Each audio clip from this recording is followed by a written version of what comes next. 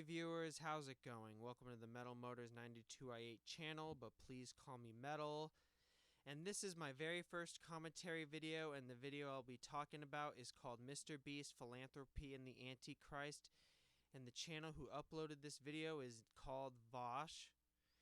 And he uploaded this around 3 or 4 months ago, the day before the last day of January, January 30th to be exact. So anyways, a friend of mine gave me a list of channels to commentate on, and Vosh was one of them. So I was basically scrolling around his videos to see what video stood out to me, and I chose this video because very recently Mr. Beast has been getting a lot of hate on the internet for basically using his money to help people and putting his putting it on YouTube. Sorry, I can't speak right now. Not going to edit that out. Sorry, but not really. Anyway, the arguments for why he deserves the hate he's been getting have been ridiculous and made no sense at all whatsoever. I'm not going to get into them to avoid making this video longer than it has to be. So, anyways, and the thing is, this whole thing has been going on for a few months at this point, and personally, my opinion on Mr. Beast, well, I'm not the biggest fan of his. His videos aren't really for me, and although I'll be honest, I haven't really watched a Mr. Beast video, and they just haven't really interest me, really, if I'm being honest with you. Let's just put it that way. But despite that, I still respect him as a person and a YouTuber for what he does, and I personally wish to do what he does when I have that kind of money. So, yeah, let's get right into this video. I see the same discourse happen over and over and over again, and I wanted to make a comprehensive video really quick. We're going to try to be instructive for once, okay? We're going to make an effort, okay? We're going to do some community instruction. Oh, boy. I don't know why I'm worried about this. He's a big, big YouTuber. He recently came out with a video 1,000 blind people see for the first time. Basically, there's a very simple surgery that you can get to cure a condition which, if deteriorates, leads to blindness. There are lots of people in poorer countries, especially, but also some here in the West, who can't afford the procedure, so they just stay blind their entire life, even though you can spend like 15 minutes and $100 getting the cure. Insane stuff. Yeah, that does sound like insane stuff. Being able to cure yourself of blindness for only $100. I really got to find out more about that. You know, a lot of his videos are basically just like, I have a lot of money, let's do a cool premise with it. And he also does a lot of philanthropy stuff. And it usually ends with like, I have a lot of money and I gave it to somebody, you know. So basically what we're looking at here is a kind of performative monetized philanthropy. Yes, his viewers are majority children. I have never watched a single Mr. Beast video. I don't know what his voice sounds like. I don't know how his face looks as it moves. I don't know how I would, because he does the same face in every thumbnail. I don't know. I've not even seen this video, but I know what he's doing broadly because of, you know, cultural osmosis. Well, it seems like we are about to start off on the same boat here. I mean, like I said before in the video, I haven't watched a lot of Mr. Beast videos myself, but I also know about him and what he does through, you know, pop culture. And I wanted to talk super quick about two very important things: philanthropy and the Antichrist. So I want to talk about both those things. Because every time Mr. Beast has a big video come out, you know, people talk about how there's something kind of sinister underlying his behavior. Have you seen this? Tell me if you have or haven't. I'm not bothering to get a range of examples. I've noticed some people seem somewhat uncomfortable with him, and a lot of them are lefties, which is interesting because I bet you that, like me, a lot of them haven't actually seen his content. So what are they getting upset about? The idea that a guy has money. I mean, we know people have money. The idea that he's using that money to do good things seems kind of weird they'd be upset about that. Alright, I actually have to give you props here. Not only did you acknowledge you haven't watched a single Mr. Beast video, but you also aren't looking for ways to get mad at him for whatever reasons these people would, who, as you pointed out, haven't watched a single Mr. Beast video like you and I haven't. So it looks like everything is starting on a good note here. All in all, congratulations to you for not getting mad at a guy whose videos you haven't watched, although there definitely may be exceptions if they have done something terrible, right? Anyway. I wanted to talk really quick about philanthropy and why lefties get uncomfortable by people like Mr. Beast. Okay? So, the economic system that we live under right now, stop me if you've heard this one before, it's called capitalism. There are some conditions unique to it that just were not present in earlier economic models that were, common across the world. Here's an example of a really big difference, okay? The ways in which people who have wealth socially legitimize that wealth. So, for example, Okay, alright. I thought you were going to talk about Mr. Beast and the whole thing about why people feel uncomfortable with him, not give a lecture on economics and wealth. I knew something up. I knew something was up here. Well, he's about to give an example. But bro, how does this have anything to do with Mr. Beast or why people consider him the Antichrist or whatever? I mean, come on, man. back 1,000 years ago, if you were like a king or a queen or a emperor, or even just a very, very wealthy merchant, there was usually a kind of imagined, often divine self-justification to power that people held. The idea that kings and queens were divinely chosen was kind of broadly, accepted, and oftentimes very wealthy people were considered to have been blessed or gifted by God. Yeah, that is true. And honestly, we still have people who have a self justification of power today. And if you ask me, I feel like it's getting ridiculous. I'm not going to fully explain why, but I thought I'd just say that little thing. However, the way people have self justification of power today is a little, if not very much so, different than it was back in the times of kings and queens. But whatever, right? There was just a general divine right attitude to a lot of power, like, oh, well, why do some people get to have everything and some people nothing? Okay, well, divine power, blah, blah, blah, It's like a very quick and easy justification. Yeah, and again, we still have that mentality, albeit in a very different system than back then. And truthfully, I'm probably going to get some hate for saying this, but I feel like people in power are becoming more and more entitled as time goes on. But as societies have become more and more concerned with the idea of social equity, like maybe things should be fair. Alright, alright. I feel like this whole lecture on poor and wealthy people is dragging on too long, and we're not even at the point of Mr. Beast and people's problem with him. This video is 20 minutes long, and I'm honestly going to tell you guys what he goes on about until I feel like it's necessary to show another clip. He just then goes on about kings and queens and how they're shows of whatever, right? Were to demonstrate their priorities as a ruler, which makes sense, yeah, but I don't care about this crap and just want to get into more about Mr. Beast and this stuff about him being this antichrist or bad person that people say he is. He then goes on about how we now have this idea that the ultra wealthy have to contribute to the social good as an accepted normal idea. And then he goes on about Ayn Rand's writings and philosophies, which is basically, at least in his own words, that greed is the leading way of optimal decision making and how forcing people to be nice and generous gets in the way of that. I mean, I don't know if that is exactly what she said. I haven't read much of her stuff, I'm not gonna lie, but I have seen quotes from her that I, dare I say it, agree with. But look, if you're not someone who agrees with her at all or has a different viewpoint than me, we are cool just as long as you aren't someone who gaslights and insults people. Like, I'm okay if you lean more left or right wing or in the center, just as long as you are, you know, just respectful of other people's beliefs and opinions.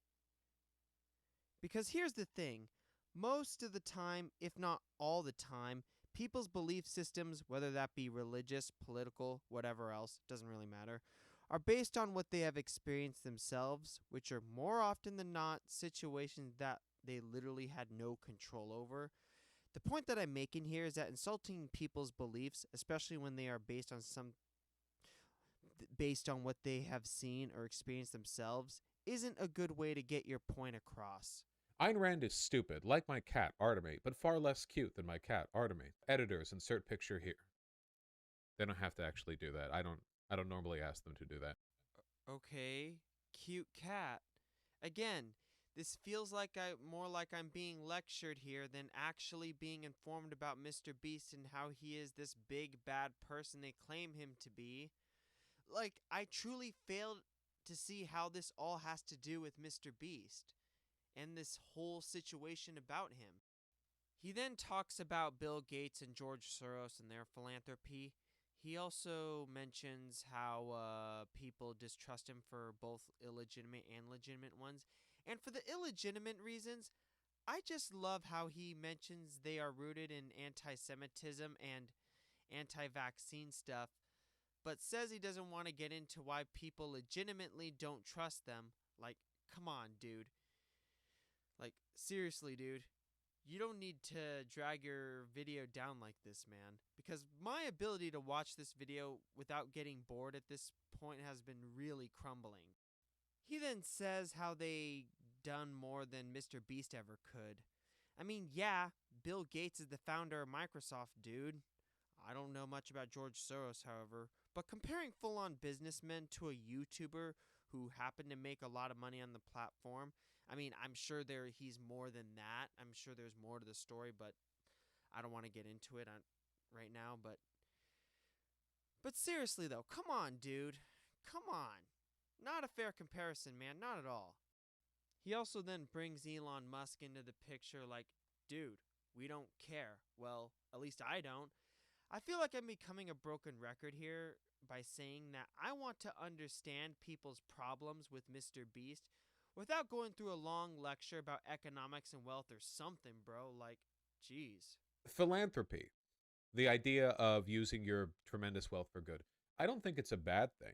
The problem that a lot of lefties have with philanthropy, as a rule, even if the outcome of that philanthropy is good, is that it is often considered to be a kind of last defense mechanism for the inequities of capitalism.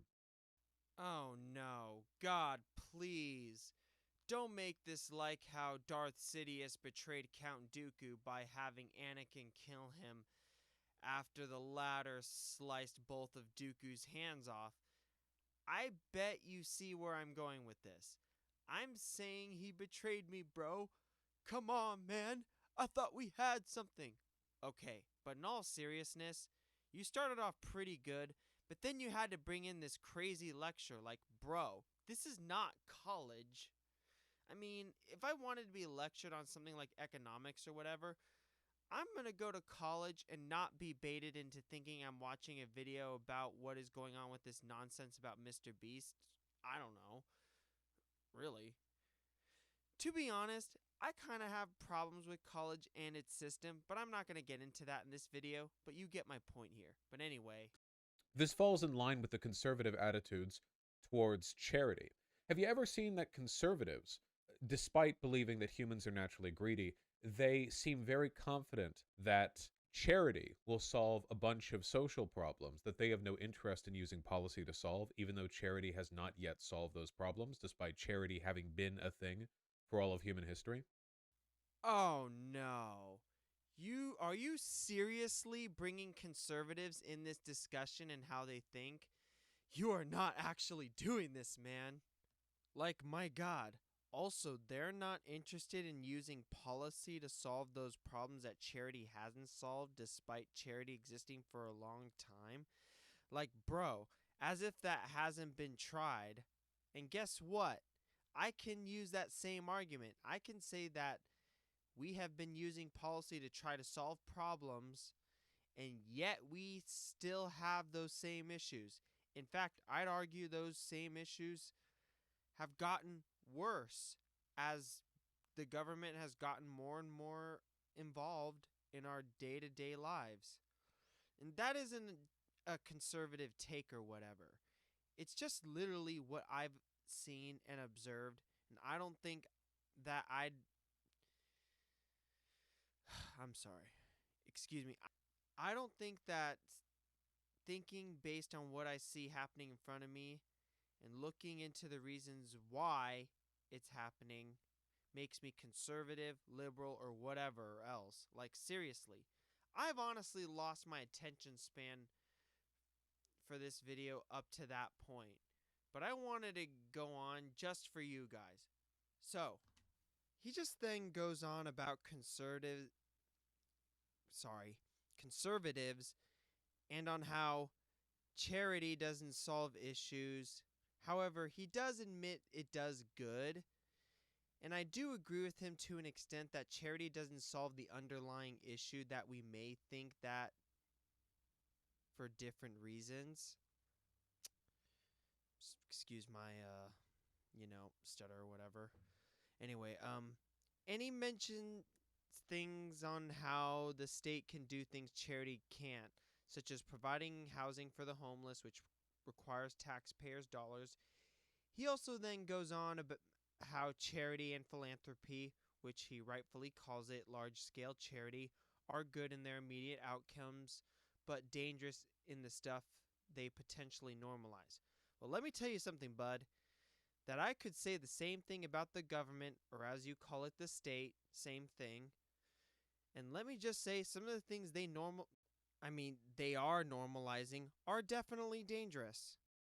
So now he decides to get in on why people distrust Bill Gates and George Soros' philanthropy. I say that people have legitimate reasons to distrust the philanthropy of Bill Gates and George Soros. Well, George Soros has, for all his reputation as a progressive, lefty, secret communist billionaire who actually helped the Nazis because Nazis were communists and communists were Nazis. Bro, what? Communists were Nazis and Nazis were communists? What?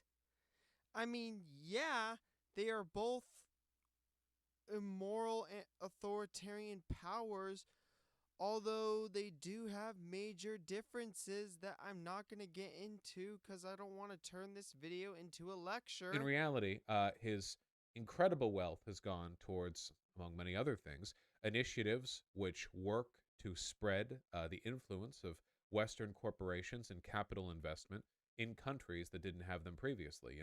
He was one of the people responsible for cultivating the shock doctrine in the post-Soviet states, which led to their very, very rapid neoliberalization and thus corruption, desperate poverty for millions and millions of people. Yeah, he did eventually realize that his policies were causing harm and put a stop to it, but I mean, I think that sucks.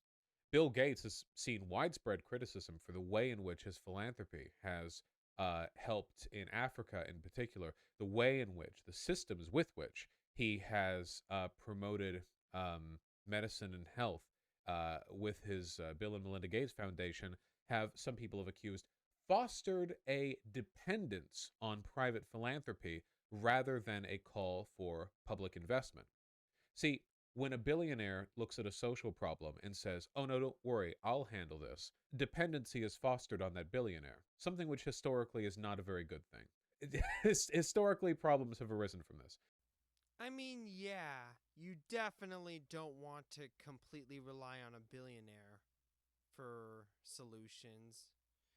I'll agree with you on that. But there's more to the story and why history has proven that to be bad. But I won't get into that because this is a commentary video, not a college class. But anyways, right? But what he then just... Basically, a lot of the video from this point on is just him rambling on and how philanthropy and charity takes away from public investment because the billionaire said, no, I'll take care of it. Like, bro... someone doing a good thing for someone else with their money should be praised. Like, here I am. You started off fairly rational about Mr. Beast, but then you go completely off the rails on how philanthropy and charity is dangerous because it takes away from policy.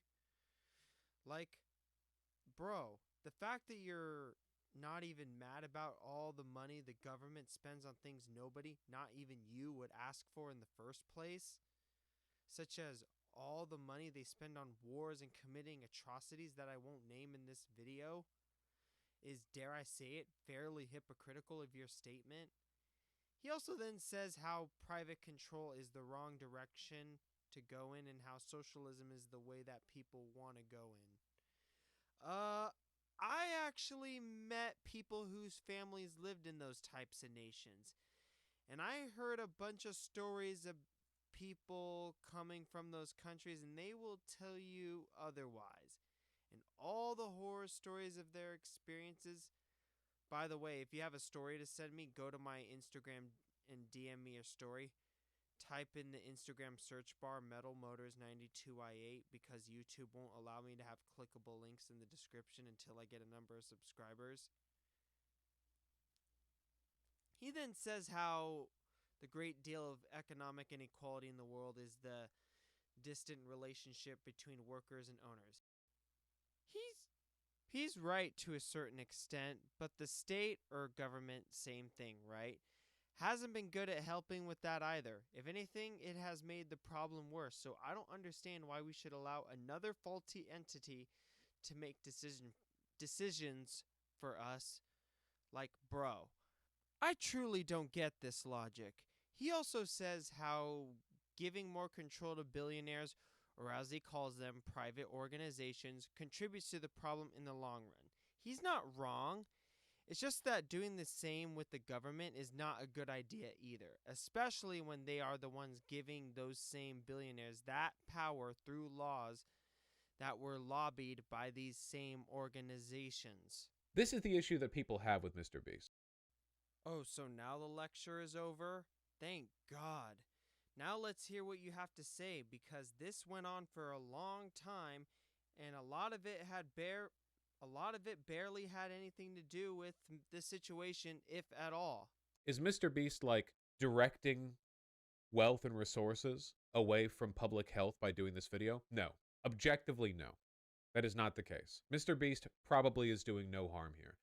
Okay. At least you're acknowledging that he's doing no harm here, which makes me wonder what was the friggin' point of this lecture. Is he secretly a weird guy on his own? Yes, he's a YouTuber. That's objectively the... Yes, that's correct. He's not like undoing any drive for public investment in broad like optical healthcare. Okay, that's it. That's not really happening here.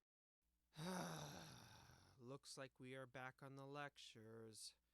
How unfortunate. So, with that in mind, he just then goes on about how capitalism, as described by Karl Marx, sows the seeds of its own destruction / downfall. That's basically what he says next after this point. I honestly see capitalism simply as a system where two parties are making two consensual exchanges with each other. I'm not going to go any more detailed than that for the sake of this video, but maybe in another one. Mr. Beast brought this up himself. I don't understand why curable blindness is a thing. Why don't governments step in and help? Even if you're thinking purely from a financial standpoint, it's hard to see how they don't ROI on taxes from people being able to work again. A perfectly sensible point. I agree. Also hard to see. Nice pun. Yes. I agree too, man. I'm glad for that. I'm very happy there's something we both can agree with Mr. Beast on. However, from this point on, he just then goes back on how philanthropy is dangerous and encourages bad policy, trusting that the wealthy have the best interest in mind or whatever. I'm not going to repeat everything he says because, well, length, and second, it's kind of boring listening to talk like he's trying to be professor or something, especially when it's supposed to be about Mr. Beast and the issues people have with him. Oh, and speaking of length, I apologize for the length of this video. This video went on longer than it should have for my first video, and then I really wanted it to, so if you made it this far into the video, comment Mr. Beast down below, and I'll give you a free heart if you comment that down below. Yeah, taking a page from a YouTuber I watch a lot, Connor Pugs, so yeah, shout out to you, man. But anyways, I guess you are giving people's thought on philanthropy in general, which is what Mr. Beast is doing after all. So I guess in a way you are explaining people's problem with him. I don't know, man. Also, you're literally praising the government for helping the poor. Okay. Again, you said it yourself, homelessness and poverty are still a thing. Also, about the government, they are the ones who have made it difficult for us to get ahead in life. Again, for the sake of length, I'm not going to get into detail on that, but maybe in another video. As for the rest of the video, you're not really missing much. He just continues on this lecture and doesn't talk much about Mr. Beast, like at all. Oh, wait a second. He finally gets into this whole Antichrist rumor 18 minutes into the video. Let's see. Also, a lot of people say Mr. Beast is the Antichrist because Mr. Beast comes across as very performatively good, and people like to call the people who are that the Antichrist sometimes. Like, hey, he's acting really good, but what if actually he's bad? It's a very high level literary analysis that only very smart and high IQ people would make. So, if you don't understand it, that's okay. Okay, I actually had friends like that. I had a friend a long time ago who I'm not going to give a name to who acted overly nice to me but then became my worst enemy as he attacked me in personal ways that I'm not going to mention. And let me just say that even when we were friends, there were major signs that in retrospect, he wasn't a good friend in the first place, or even a good person, let alone. And so far, Mr. Beast has not displayed any major signs like that. Well, at least from what I heard of, because like I said before, I don't watch his videos. So that's pretty much it for this video that I can give. For a 20-minute video about Mr. Beast, it felt like I was listening to a long lecture which hardly had anything to do with Mr. Beast, let alone the whole thing going on about why people are hating on him. At least he isn't hating on the guy, which I'll absolutely give him credit for. He's not being irrational, the guy, by any means.